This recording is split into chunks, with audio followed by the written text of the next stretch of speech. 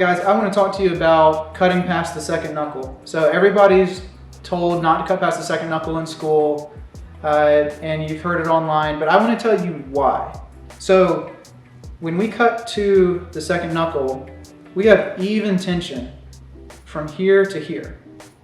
As soon as we get past that second knuckle, we lose the tension, because this knuckle all the way to the front of the finger right here, those kind of lock together, but as soon as we get past there right here, it gets a little bit of slack. There's almost like a little bit of a hole that opens up there, and so you completely lose tension on the hair. So if we're lifting the hair up, the bit that's under right here, I'll show you, it'll start to lose tension. I have a bad habit of cutting past the second knuckle from years of doing it, and I'm actively trying to break it. But see, what can happen is we've got good tension from here to here, and then once we get past that second knuckle, that tension starts to drop away.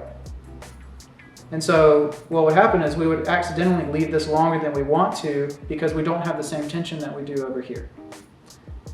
So that's why you actually shouldn't cut past the second knuckle. It's not just some arbitrary thing they told you in school. There is a reason. So good luck breaking that habit, guys.